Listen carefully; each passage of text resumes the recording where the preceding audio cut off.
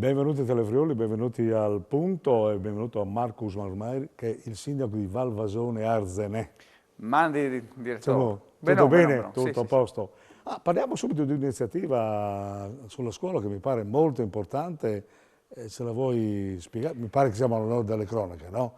Qui si rischia molto, mi pare. Sì, allora, ho salutato in friulano e bisogna Sì, fare tutta la trasmissione in friulano in realtà, perché stiamo scoprendo sempre di più il valore della nostra della lingua, sì. identità, della lingua e del fatto di essere una minoranza linguistica.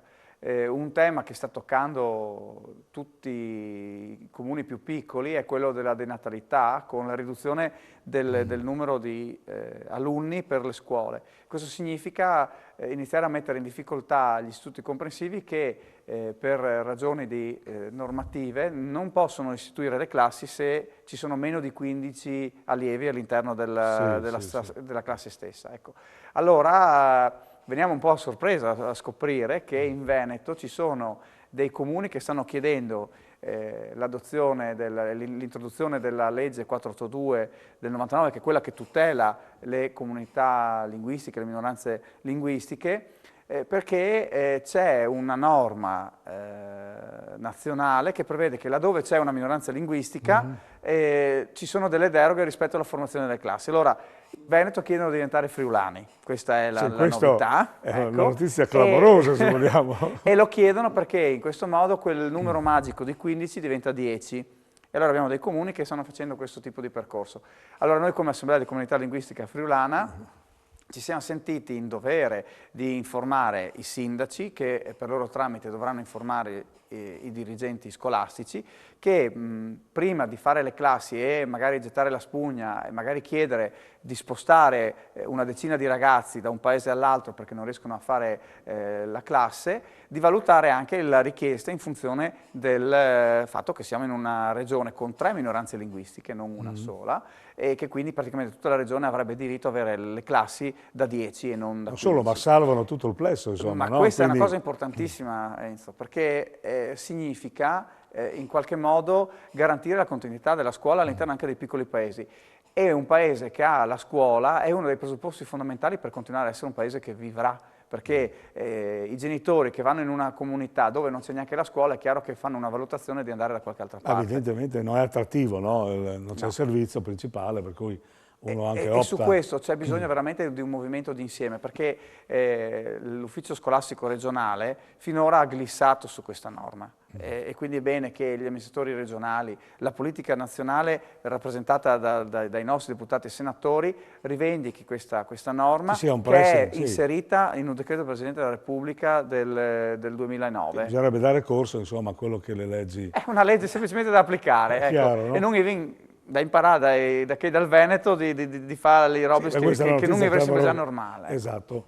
Allora, allora abbiamo la questione anche delle poste, no? Perché tu continui su questo. Ah beh, E ho su visto questo. che effettivamente c'è stato un contagio, tra virgolette, anche di altri amministratori che Sì. hanno questo presente, Allora, il insomma. tema è questo, che sappiamo che le poste sono ormai diventate una società per azioni che ha l'obiettivo di fare utili. Per certi versi è un interesse dello Stato perché una buona parte di quell'utile ritorna allo Stato. Il problema è invece che questo utile viene creato con dei disservizi a danno degli utenti. Diciamo Una delle che cose il che ci ha sociale è lasciato... messo un po' all'angolo. Ecco. Allora, la pandemia ci ha lasciato le poste con un utile netto di 1 miliardo e 600 milioni di euro, quando prima della pandemia avevano poco più di 1 miliardo, giusto per dire quanto ha inciso la Sì, pandemia sì. negli affari delle poste. Un po' perché ci siamo abituati purtroppo, dico io, rispetto al commercio, a comprare tutto via internet Sì, e quindi le online. poste danno questo servizio e ci hanno guadagnato sopra. Ma dopo hanno anche tagliato quelle che sono le aperture degli sportelli. Le aperture pomeridiane, ritenute poco profittevoli per le poste, sono state di fatto azzerate. Ci sono solo le città ormai che hanno questo servizio pomeridiano, i centri medi, quelli che erano i vecchi capoluoghi di distretto, che avevano l'ufficio postale aperto anche il pomeriggio, oggi sono tutte con le poste chiuse.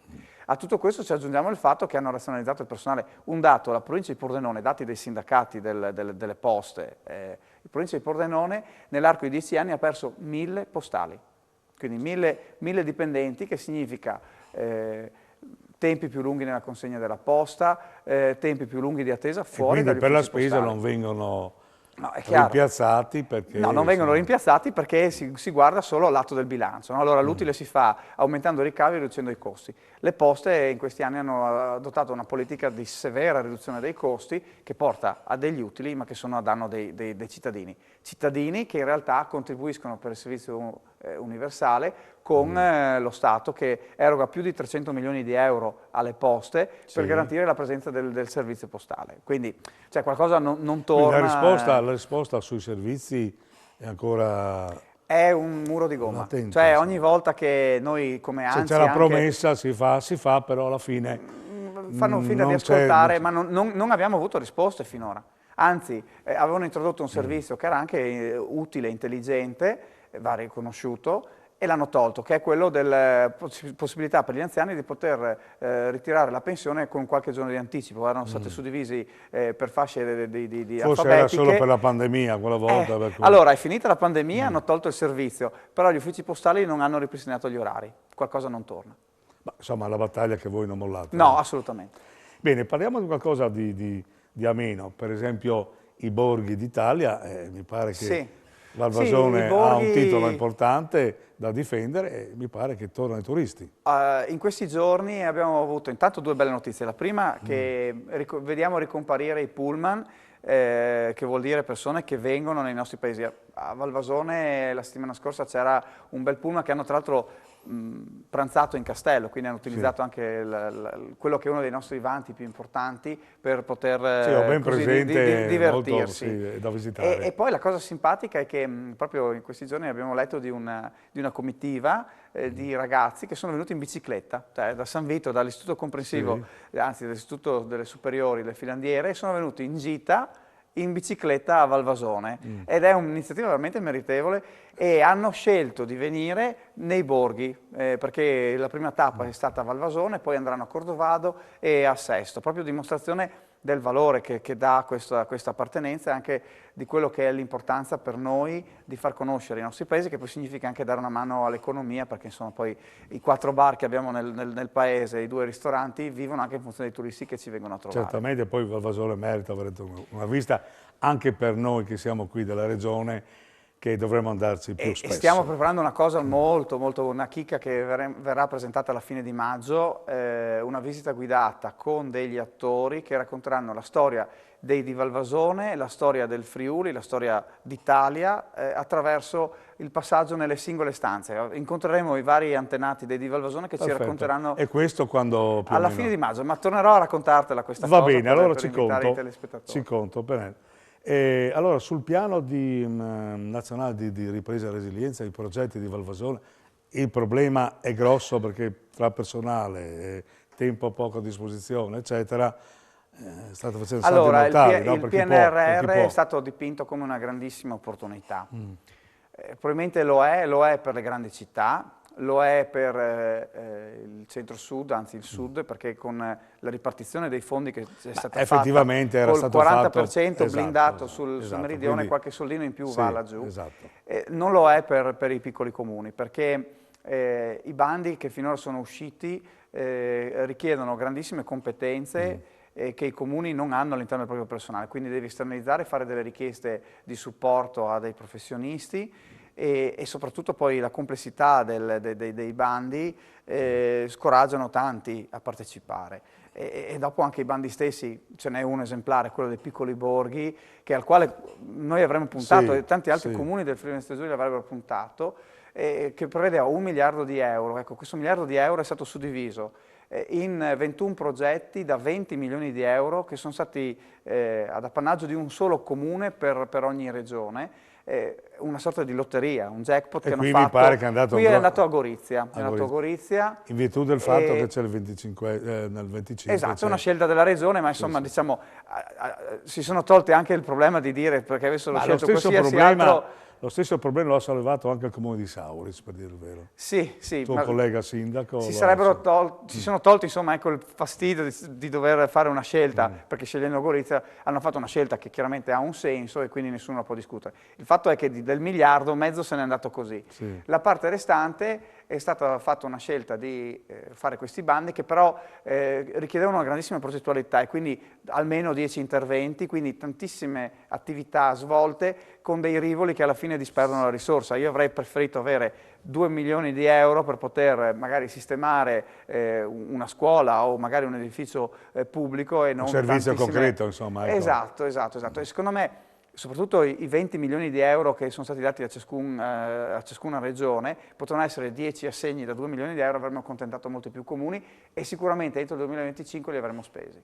Ecco, bilancio e tasse come siamo a Volvasone? È un periodo difficile, Questo per tutti, insomma, i cittadini lo ma per comprendono. per i comuni, allora, anche in questo lo Stato sta cercando di fare la sua parte perché va riconosciuto, insomma hanno recuperato una decina di miliardi di euro per cercare di lenire l'impatto del costo dell'energia. In tutte queste risorse però ci si è dimenticati un po' dei comuni, io lo dico perché erano stati stanziati 1 miliardo di euro a parole, poi sono rimasti 200 milioni che divisi per 8.000 comuni sono poco e niente, quando solo il comune di Valvasone Arzena che ha poco meno di 4.000 anime, per le scuole noi avremo un raddoppio di costi, passiamo da 120.000 euro per il riscaldamento delle 2 scuole che abbiamo a 240.000. E quindi toglie risorse. La mia addizionale mi porta a un gettito di 140.000 euro, allora capisci che se io voglio coprire quella spesa chiaro. senza dover sacrificare spese utili e necessarie, quali le politiche sociali, devo alzare le tasse. Allora ci troviamo di fronte a questa situazione che veramente è difficile per gli amministratori. Ecco, le associazioni danno una mano, hanno ripreso insomma adesso, no? Perché col periodo di pandemia sono bloccate, in qualche modo molti volontari sono tirati indietro, qualcuno non è più ritornato. Enzo, tocchi uno dei temi più drammatici per le comunità in questo momento, perché purtroppo la gente si è un po' abituata a stare ferma a casa. Diciamo questa